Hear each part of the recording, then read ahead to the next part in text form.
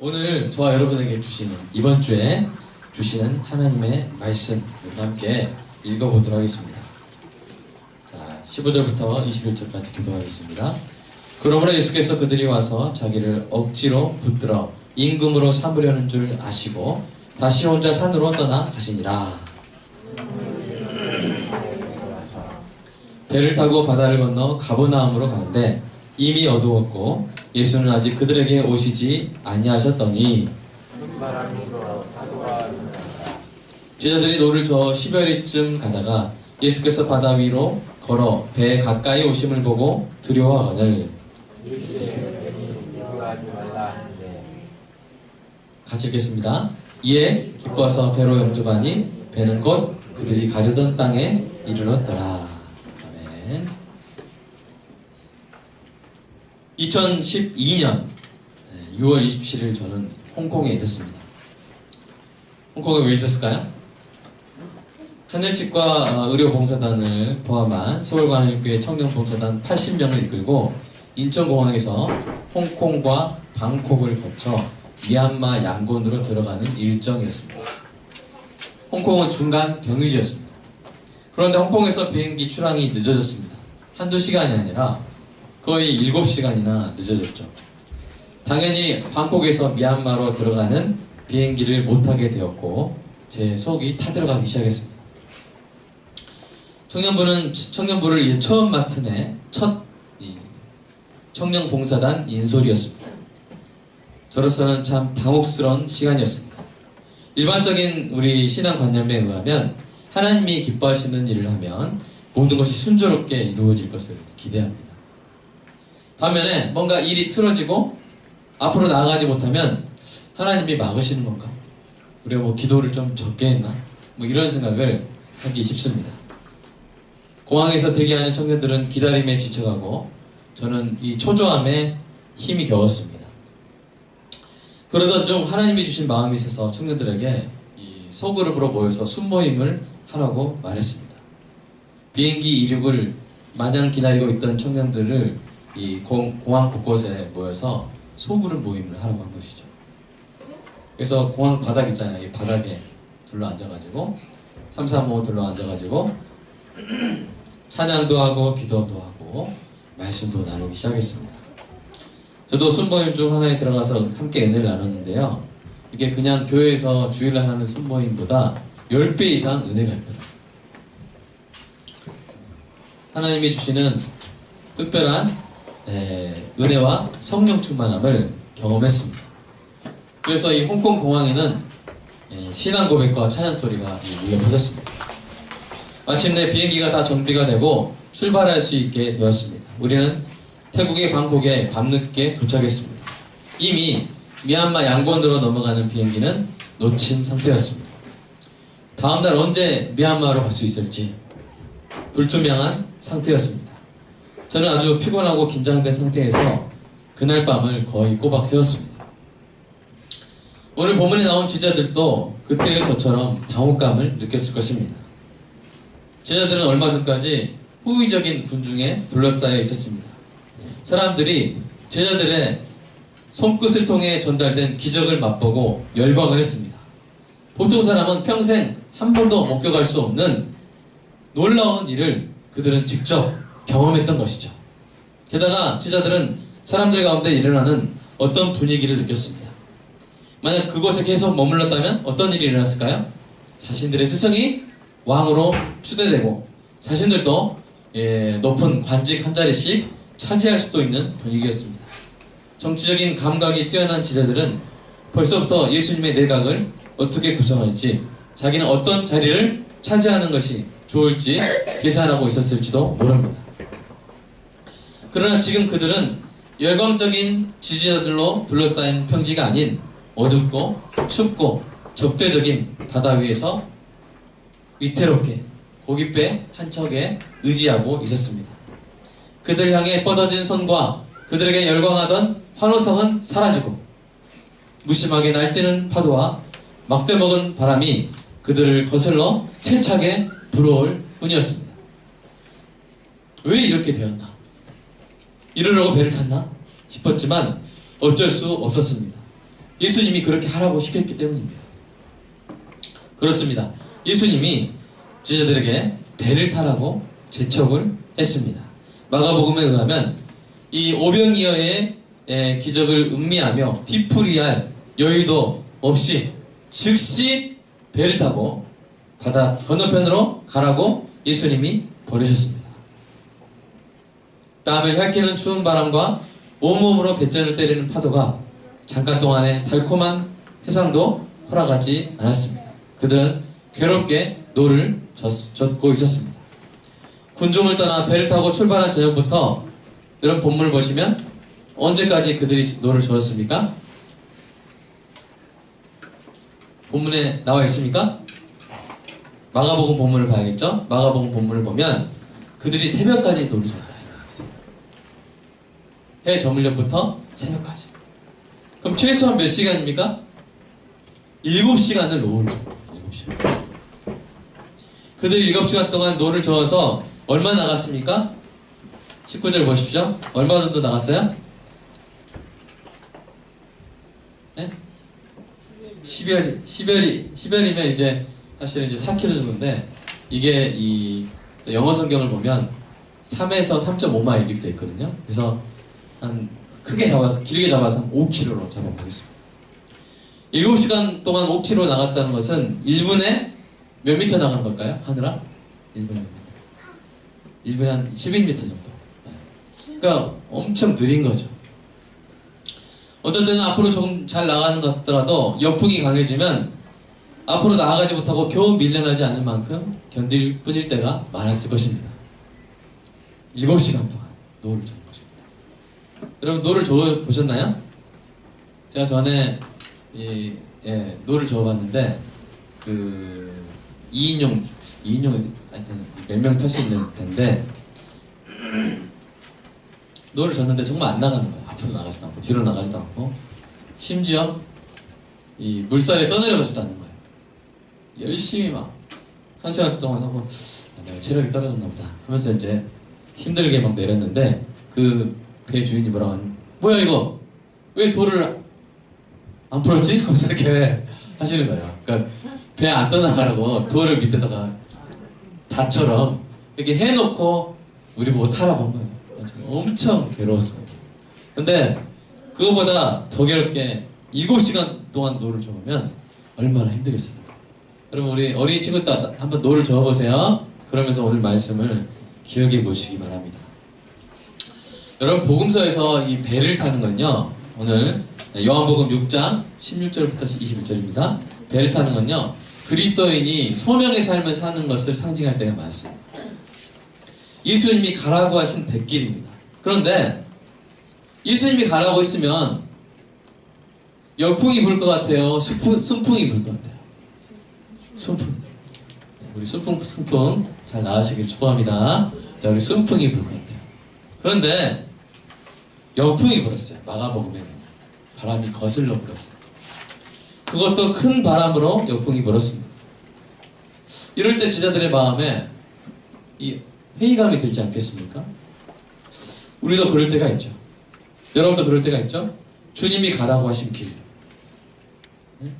더 좋은 환경, 더 좋아하는 길을 버리고 가라고 하셔서 가게 된 길인데 순풍은 고소하고 무풍이거나 바람이 없거나 또는 역풍을 맞아서 앞으로 나아가지도 못하고 계속 제자리에서 맴도는 것 같은 그럴 때가 여러분 있습니까? 여러분 어떤 배를 타고 있습니까? 어떤 역풍을 맞고 있습니까? 예를 들어서 이슬람권에서 평생 선교사로 지내면서 어떤 선교사님은요 한두 명의 결신자도 얻지 못해요. 한두 명의 열매도 얻지 못해요. 그냥 겨우 핍박과 박해를 피해서 생존해 있는 것만으로 감사해야 하는 그런 선교의 자리도 있습니다. 힘들게 일하며 주님의 뜻대로 살려고 노력함에도 불구하고 성과가 보이지 않고 오히려 말씀대로 직장생활에서 정직하게 이렇게 행동한 대가로 응징을 당하고 좌천을 당하는 이번 정부에서도 보니까 정부의 친정부적인 어떤 그런 협조를 안 해주면 많이 좌천당했던 것들이 특검 이렇게 손출하면서 드러나지 않습니까? 그런 뜻도 있습니다. 그런 경험을 해본 또는 하고 있는 여러분에게, 그리고 앞으로 우리 자녀들도 그런 경험을 한두 번 할 것입니다. 예수님의 뜻대로 살다 보면 그럴 때가 있어요. 그런 자녀들에게 오늘 본문이 주는 메시지가 무엇일까요? 오늘 본문이 주는 메시지가 무엇일까요? 다행히도 제자들이 7시간 동안 괴롭게 노를 젓고 있던 어느 순간에 우리 모두의 고민을 해결해 주실 예수님이 나타나십니다. 놀랍게도 예수님은 바다 위로 걸어서 배로 다가오셨습니다. 제자들이 이 광경을 보고 두려워했습니다. 마가복음을 보면 제자들이 그 모습을 보고 유령인 줄 알고 소리를 지를 정도로 놀랐습니다. 이렇게 하면서 깜짝 놀랐어요. 그때 주님이 말씀하십니다. 내니 두려워 말라. 여러분, 이 내니, I am, 여러분 기억나십니까? 설교 기억나세요? 무슨 의미요? 예수님이 하나님이시며 우리에게 가장 갈급하고 필요한 그분이 되심을 선포하는 말씀입니다. 나다. 예수님이 나다. 그리고 마가복음에 의하면 예수님이 배에 오르는 순간 어떤 일이 일어납니까? 역풍이 잔잔해졌어요. 바람이 그쳤어요. 그래서 배가 그들이 가려던 땅에 순적하게 도착하게 되었습니다. 예수님이 이 사건, 이 이야기를 통해 오늘 우리에게 주시는 메시지는 무엇일까요? 저는 오늘 이 이야기를 통해서 우리가 놓치지 말아야 할 메시지를 다음 3가지로 정리할 수 있다고 생각합니다.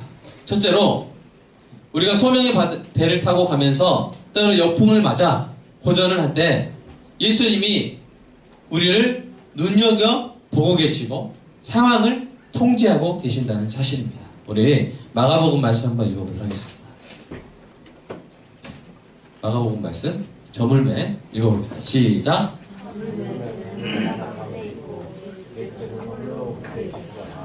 바람이 거스름으로 제자들이 힘겹게 노젓는 것을 보시고, 오늘 본문에 나와 있지는 않지만 마가복음에 나와 있어요.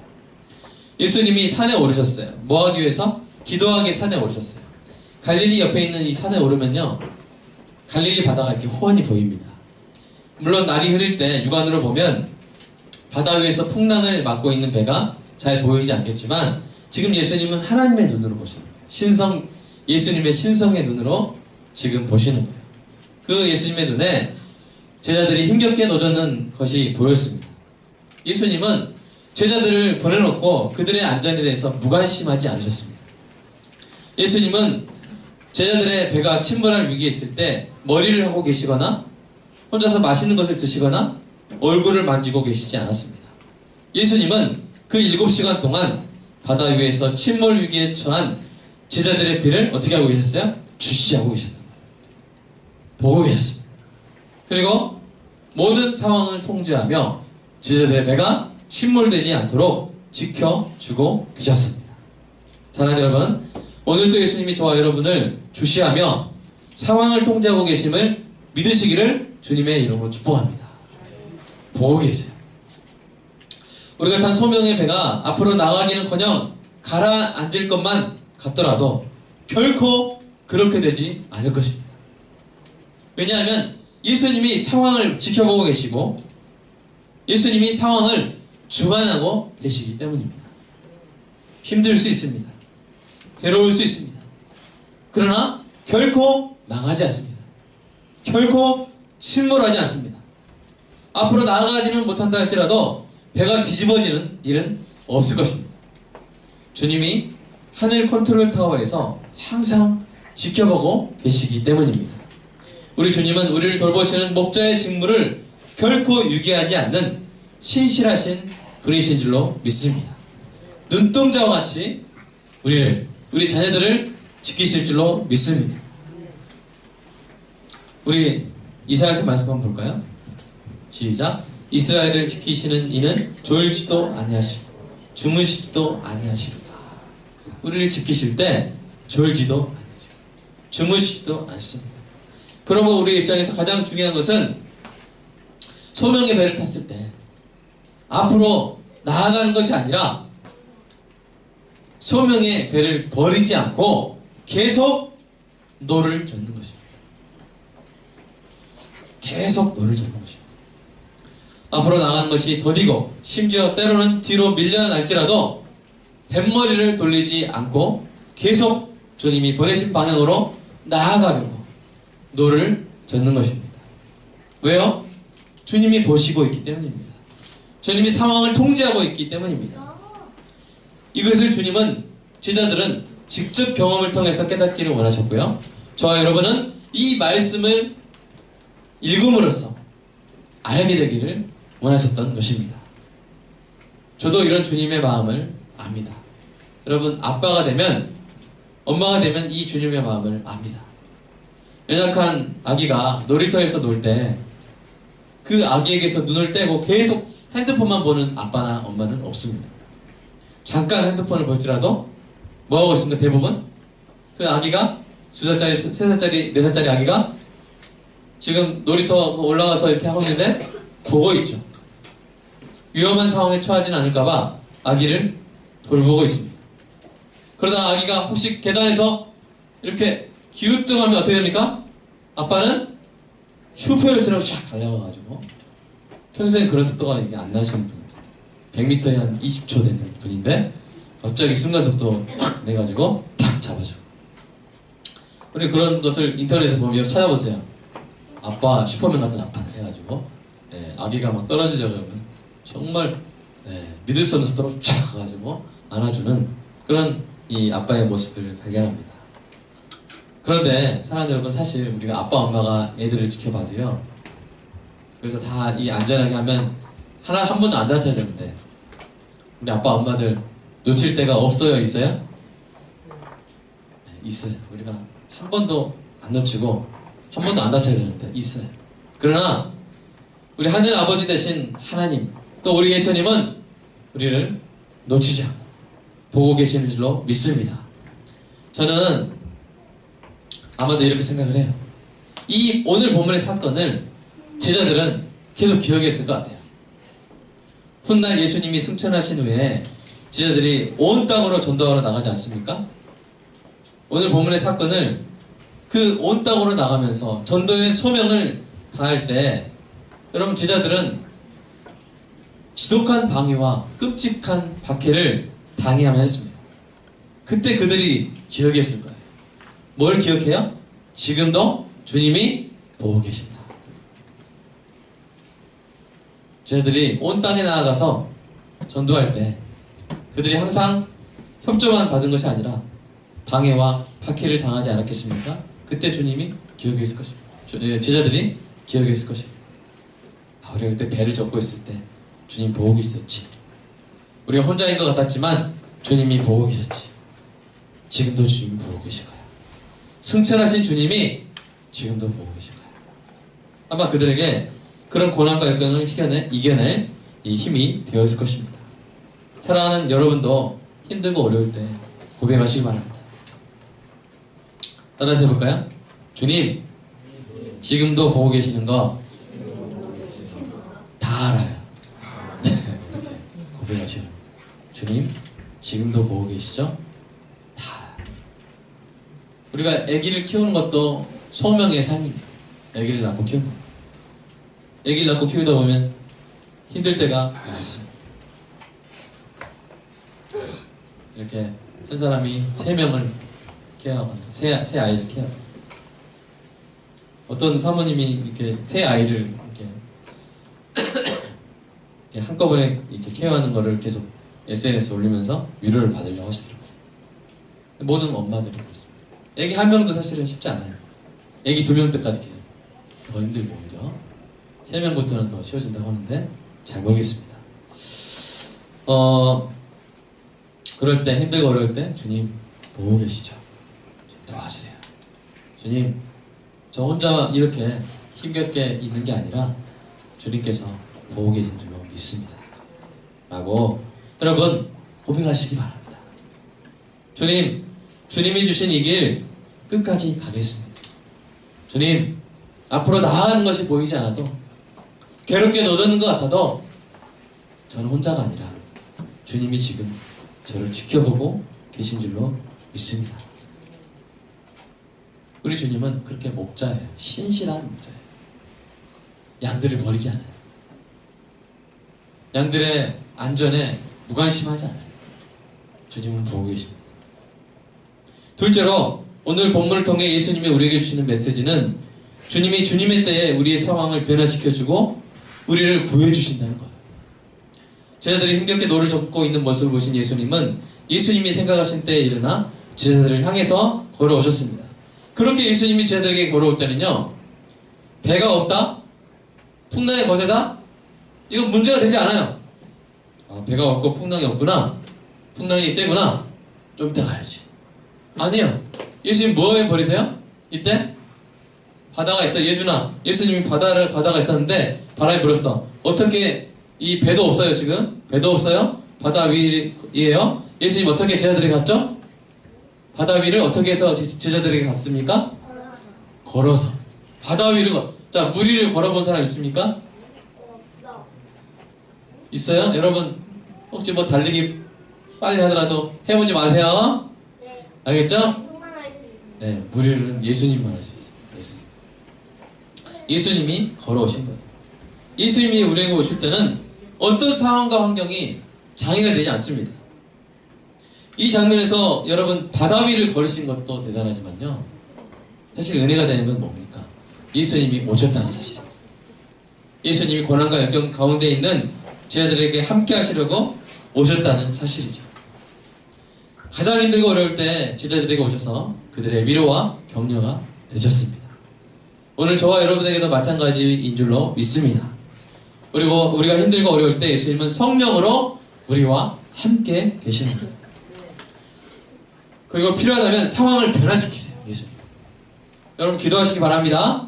예수님이 상황을 변화시키십니다. 그러면 우리는 고난 중에서 더욱더 주님을 만나볼 수 있을 것을 기대할 수 있습니다. 우리는 고난 중에서 더 주님을 더 깊게 만날 수가 있습니다.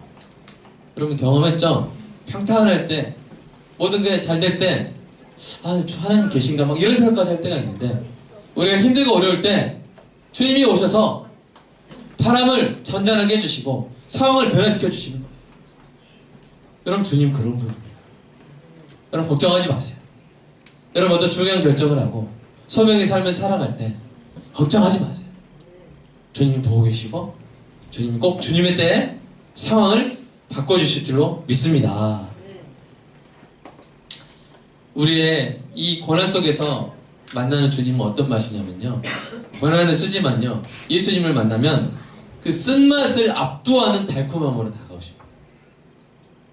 그래서 어떻게 보면 평탄한 가운데 느끼는 이 편안함보다 고난 가운데 주님이 오셨을 때 느끼는 이 달콤함이 오히려 우리에게 더 큰 행복을 줄 때가 많아요. 그래서 선교사님들이 선교지를 못 떠납니다. 만약에 한국에서 편안히 사는 그 삶이 주는 행복감이 더 크고 고난 중에서 주님이 다가오셔가지고 상황을 변화시키시고 일하시고 하는 것을 보면서 느끼는 그 놀라운 성령 충만함과 행복이 그에 비할 바가 못 된다면 많은 선교사님들이 돌아오겠죠. 힘들다.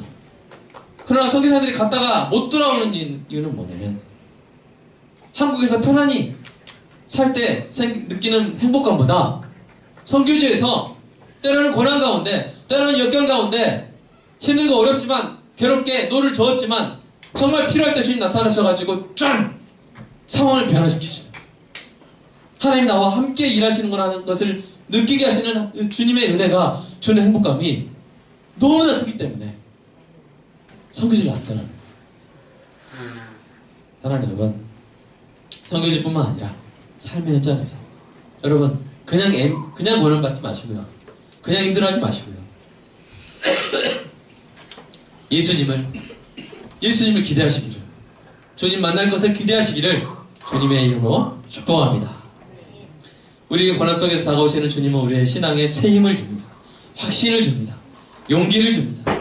다음 고난을 잘 이겨낼 자신감을 줍니다. 여러분, 이 아기가 막 위험에 빠질 때 아빠가 어떻게 해요? 슈퍼맨처럼 쫙 나타나서 아기를 탁 안아주면 그 아기는 말할 수 없는 기쁨과 행복을 아버지의 품 안에서 느끼는 것이죠. 혹시 여러분이 지금 고난 가운데 있다면 힘겨운 삶 가운데 있다면, 또 앞으로 겪는다면, 여러분 그 주님을 그 고난 가운데서 더욱더 선명히 만나게 되시기를 주님의 이름으로 축복합니다. 셋째로, 오늘 본문을 통해 예수님이 우리에게 주신 메시지는, 예수님이 보내신 배는요 반드시 목적지에 이른다는 것입니다. 예수님이 보내신 배는 반드시 목적지에 도착한다는 것입니다. 예수님이 이 배에 오르시고 어떤 일이 일어났습니까? 21절, 6장 21절 성경 말씀 보겠습니다. 한번 읽어볼까요? 시작. 배는 곧 그들이 가려던 땅에 이르렀더라. 7시간 동안 괴롭게 노를 저어도 도착할 수 없었던 땅에 순적이 배가 도착했습니다. 예수님이 하시는 모든 일이 이와 같이 될 줄로 믿습니다. 여러분, 메이저리그 최고의 투수가 마음먹고 공을 던져도요 항상 스트라이크입니까? 아니에요. 볼이 될 때가 있어요. 그러나 우리 주님은요 최고의 투수입니다. 완벽한 투수예요. 주님이 이렇게 소명의 배를 쫙 출항시키시면요 어긋남이 없습니다. 목적지에 도착 못할 일이 없는 줄로 믿으시기 바랍니다. 사도행전 27장을 보면 로마를 향해 가던 바울의 배가 광풍을 만나서 바람에 밀려다닙니다. 풍랑이 너무 심해서 생사도 불분명한 상황이었습니다. 그때 하나님이 바울에게 해주신 말씀이 있어요. 뭡니까? 바울아, 두려워 말라. 내가 가이사 앞에 서야 하겠고. 이 말, 이게 무슨 말입니까? 가이사가 누굽니까? 가이사, 황제, 로마 황제. 너는 로마 황제 앞에 설 사람이다, 이 말이에요.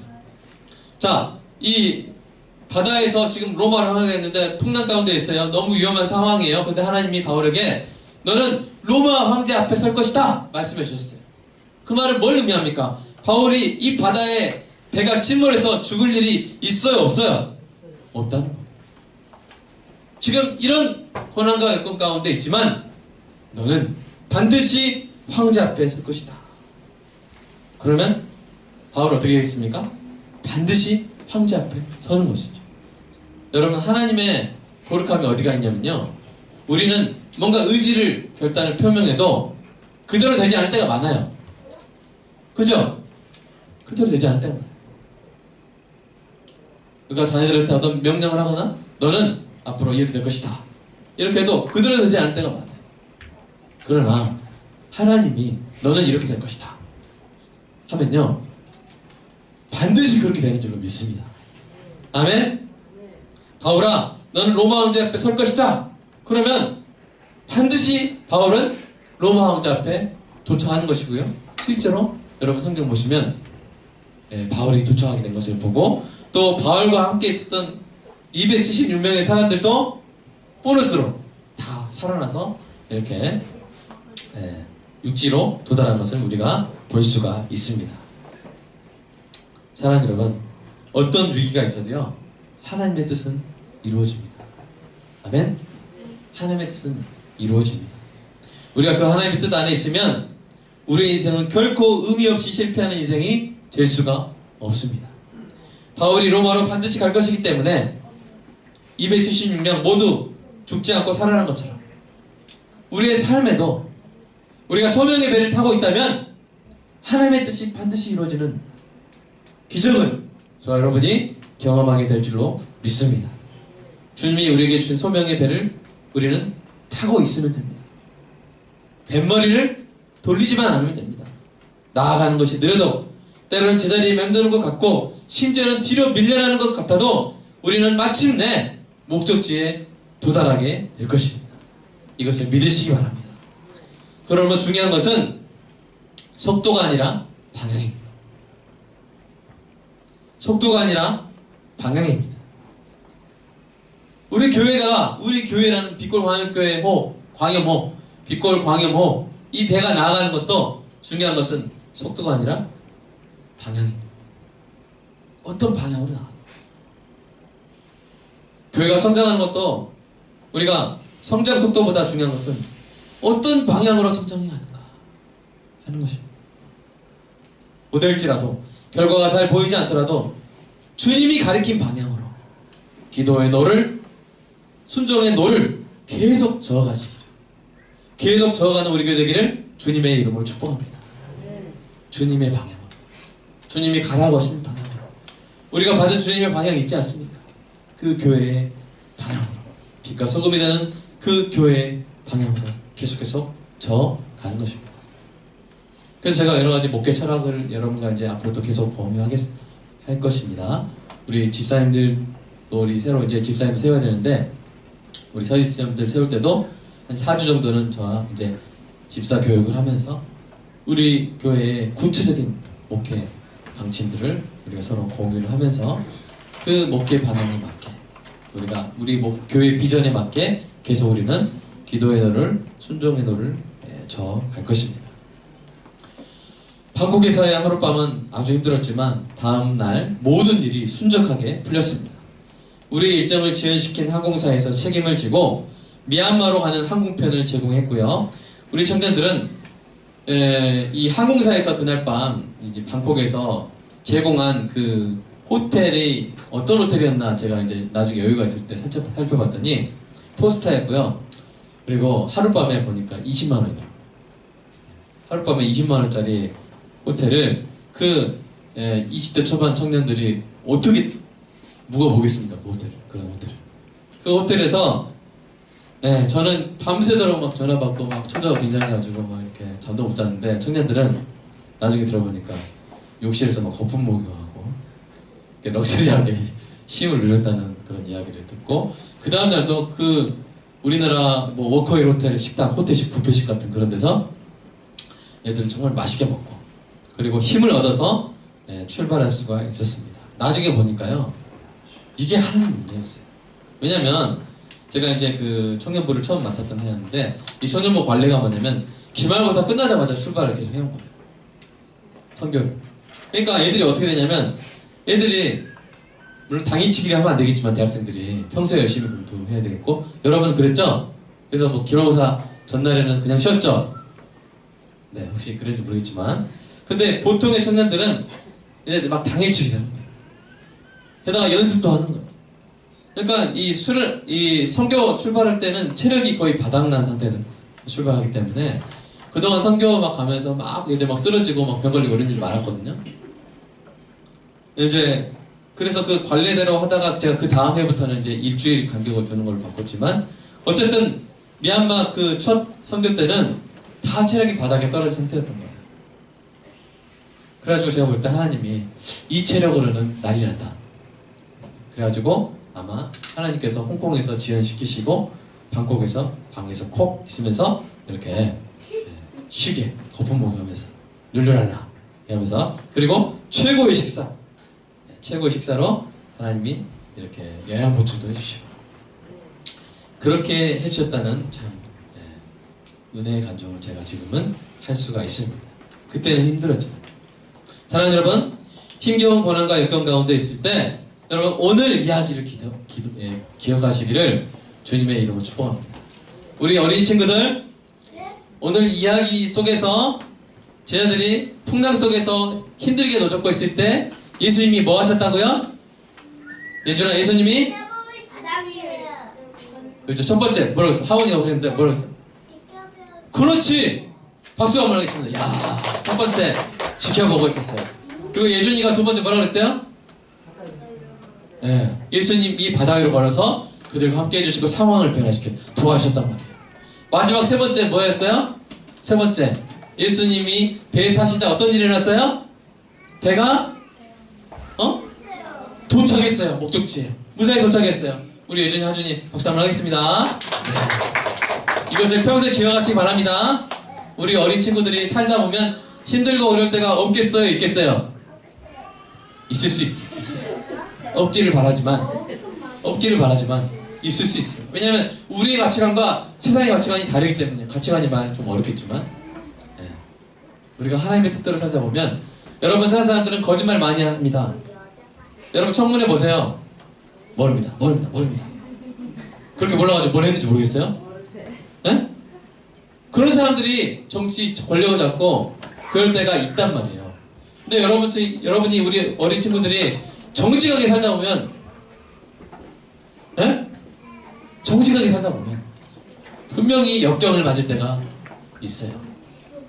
여러분, 우리 아빠들한테 엄마도 묻겠습니다. 우리 자녀들이 아주 그냥 이 세상 흐름에 잘 적응해가지고 필요할 때마다 적재적소에서 거짓말 치익하고 모르쇠 치익하고 해가지고 출세하기를 원하십니까? 그런 부모 손들어 보세요. 집사교육할 때 제가 생각 좀 이렇게 하려고 반영하려고. 아닙니다. 우리 자녀들이 정직하게 살다 보면 분명히 역풍을 맞을 때가 있고 좌천을 당할 때가 있고 힘들 때가 있어요. 그렇다고 그때 뱃머리를 돌려야 됩니까? 그렇다고 그때 주님 말씀대로 빛과 소금의 삶을 살아라는 이 배에서 내려야 됩니까? 아니요. 우리 자녀들은 계속 정직하게 살아라고 저와 여러분이 가르치는 것이 그 소명의 배를 놓치지 않는 일인 줄로 믿습니다. 그래서 정직하게 살다 보면요, 승진도 안 되고 오히려 막 다친다 이럴 때 있어요. 그러나 뭐 한다고요? 세 가지. 첫 번째, 주님은 뭐 하고 계신다? 보고 계신다. 둘째, 주님은 뭐 하신다? 도와주신다. 오셔서. 세 번째, 그렇게 살면 소명의 배는 반드시 뭐 한다? 도착한다. 여러분 삶은 많은 사람들에게 빛과 소금의 역할을 하는 분명히 열매를 거둔다.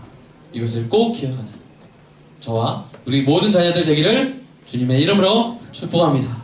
기도하겠습니다. 주님 사랑합니다.